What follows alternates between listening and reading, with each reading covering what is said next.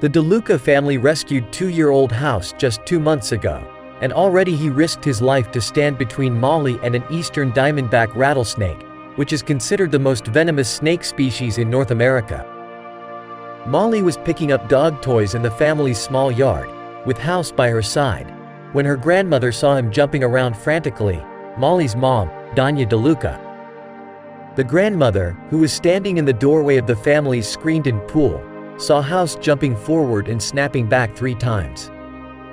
When she walked toward them to check it out, she realized a snake had approached them, DeLuca said. But Haus stood his ground, DeLuca said, getting between Molly and the snake. The family later discovered that each time Haus snapped back, he was being bitten by the snake. When DeLuca received the call from her mother, she could hear Molly crying hysterically in the background.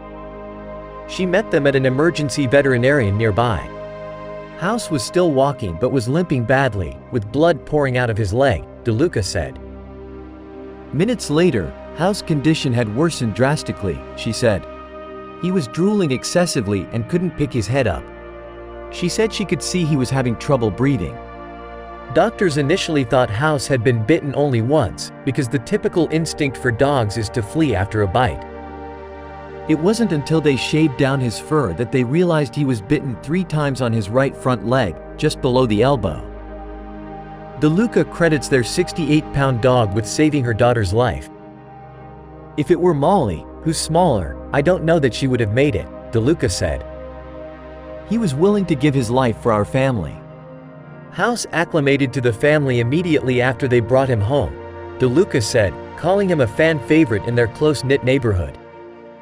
He was even a saving grace for their 9-year-old golden retriever, Chloe, which became depressed and stopped eating after a dog they previously had, a German Shepherd mix named Bailey, died. It's serendipity, DeLuca said. Haus was meant to be our dog. Haus received 9 vials of antivenom to combat the snake bites, DeLuca said, saying it took some time for it to work.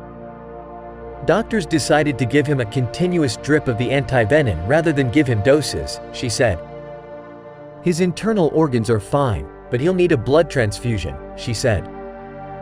Now he's just fighting for his life, DeLuca said, adding that she became hopeful after doctors told her Haus may be moved out of the ICU next week. DeLuca and her husband, Adam DeLuca, have lived in their Tampa home for about 10 years, she said. While it's normal to see an occasional snake in Florida, she had never encountered a rattlesnake before, she said, adding that she believes the road construction near her home has disturbed them.